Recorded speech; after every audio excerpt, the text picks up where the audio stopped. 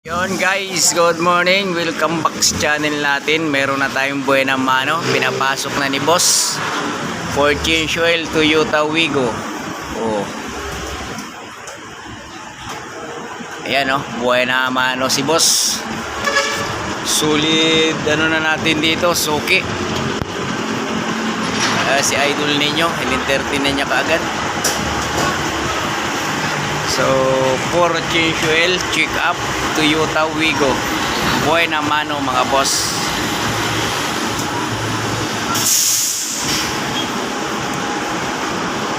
Ayan na.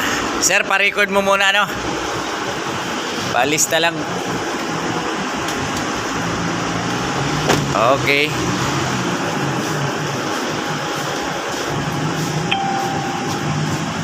So, pa-flashing natin to. Kakalsuan muna natin. 1.8 yan, 1.5 na lang daw.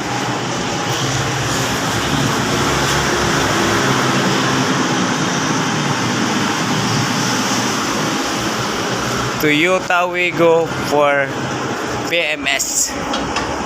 Kukuha muna tayo ng langis. Flashing oil. Dilaw lang. Ha? Dilaw. Dilaw lang. Ito mga boss. Ay, flashing oil natin. Ayan o. Yeah. So, ito yung flashing oil. Ihahalo natin sa lumang langis tapos paanda rin ng 3 minutes. Advisable naman to mga boss ano. Gasoline, diesel engine. So, pareha silang pwedeng gamitan ng flashing oil. So, shoutout nga pala sa mga solid customer natin dito sa Shell Kawit Centennial. Ayan o. Yan. Hinalo sa lumang langis tapos paanda rin natin para sa ganun malusaw ang mga tartar sa loob. Start na tayo. Toyota Wigo. Manual transmission.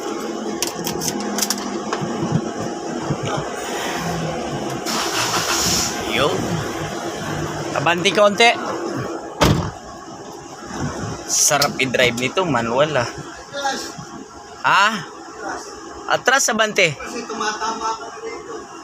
Abante. Oh. Alam nga ni sir eh. Kaya nga eh.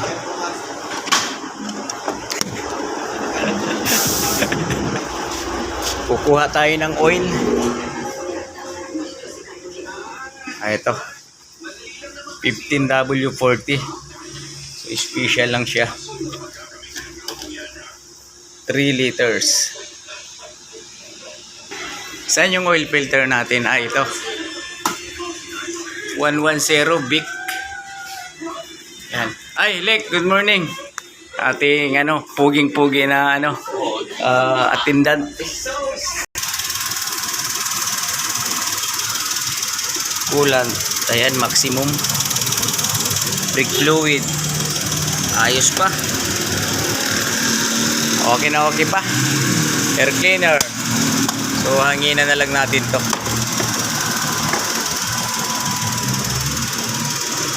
Bago-bago pa. Yung aircon filter sir, checkin natin.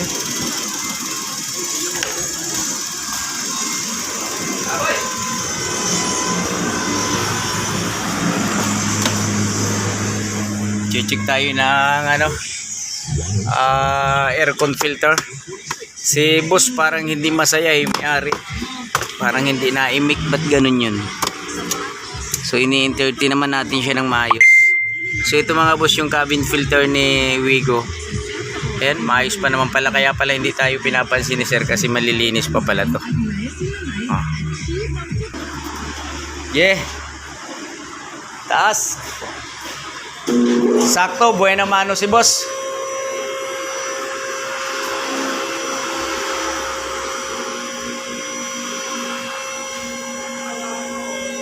May 6 na buwan na ba? Ito 5 buwan. 5 buwan lang yan. Ito pa nga ng 1,000 kilometers. Kasi kung sa milyahe mo ibase, 5,000 yan eh. Wala pa. 1,000. Oo. Ops. Ikutin ng kamay dahil maluwag na. Ito talaga, ganito talaga ito. Yung thread ay nawala na. Oh, mainit-init pa.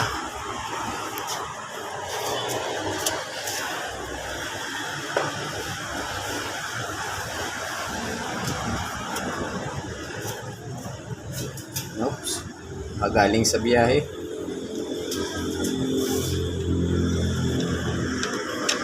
Uy! Hindi pa naman pala ganun kaitim. Sakto lang.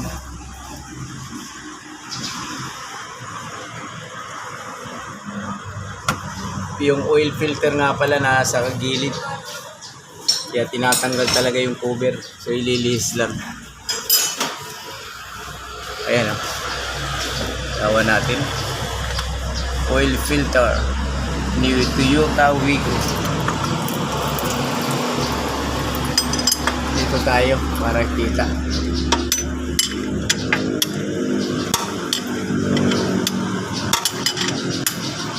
Ayan. So, bibidyo natin yung buhay na mano natin para alam natin lahat yung ginawa, paano proseso, paano pag-green, paano ang reaksyon ng mga gumagawa. So, ibig sabihin, makikita mo mga reaksyon ng mga gumagawa. Kung happy pa sa trabaho. Ano na? Boy, ano, nasundo na? Ayari na. Mahinang nila lang to.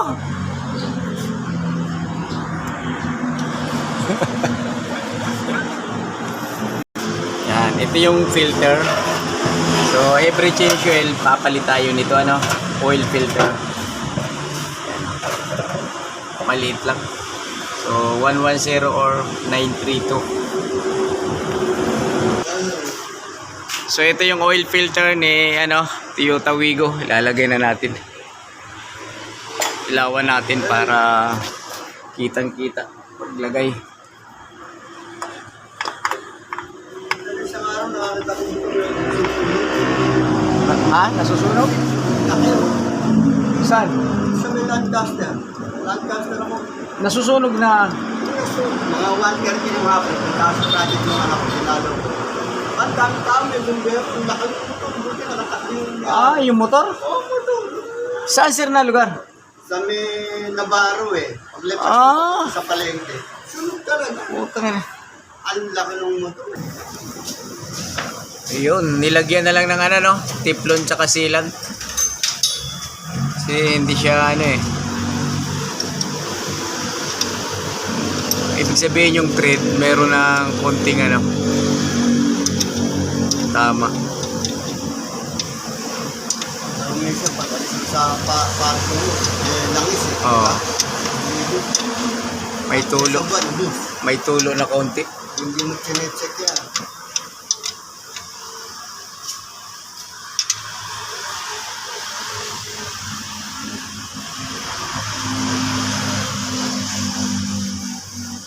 Pag tumigas yan,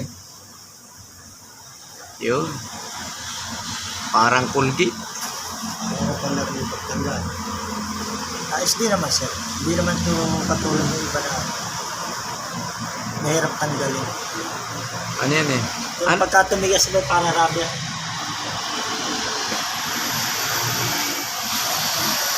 Wala siya tumagas.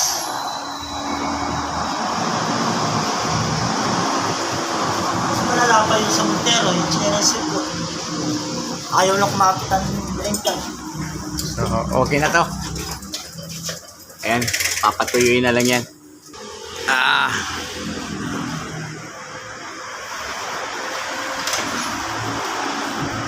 Papaba na natin para malagyan na ng langis.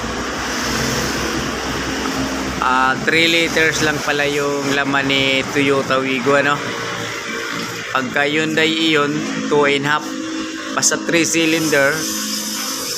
Kaya sa 800 ano 2.5 liters. Pag 1.2 yung engine niya, so 3 liters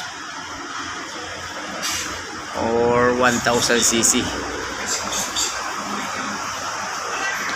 Ayun na, tagal bumaba, ang gaan.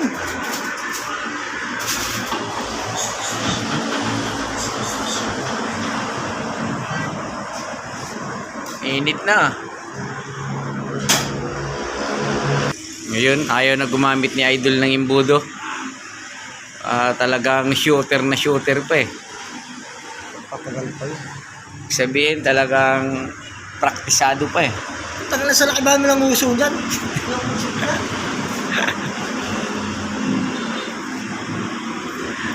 Ayaw niya ng imbudo eh. Oh. Inano ko na sana eh. Gusto niya daw yung ganyan. Kahit labi, di man lang talaga lumalapat yung langis, oh. Pero takot na takot yan, inano kagad niya yung nguso, eh. Oo, sigurado yan, sir. Tuwing hapon?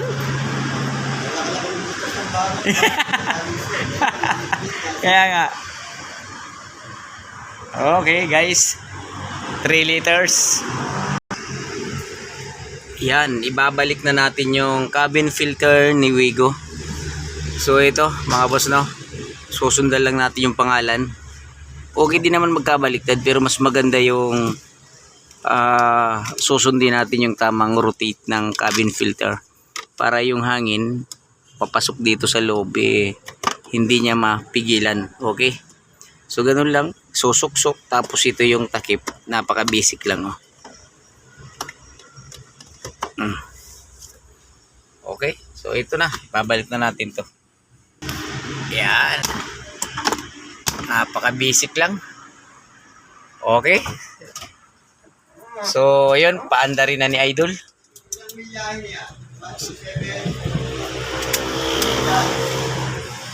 127,801. 127,801. So mga boss, yung sinabi ni Idol ninyo ay yung mileage ng sasakyan. So kasi inire-record namin yung para sa next change oil. Mayroon tayong pagbabasihan. Ang papel natin dito, ulitin ko lang, tayo lang yung taga-video. So yung taga-gawa siya. Papaliwanag lang natin ng maayos. So yun, ganoon lang mga idol, Paki-follow, subscribe, comment, share ng ating channel, Jess Mechanic. Ayan. So okay na, gano'n lang kadali, napakasimple mag-change oil. So ito pinaandar na para ma-check na natin yung langis. Okay? So hindi na natin ipapakita yung label ng langis. Alam naman natin sa pangalawang butas, tuldok. Yun yung saktong label ng oil. Okay guys? Thank you. Next vlog again. Abangan nyo. Thank you for watching. Jess Mechanic.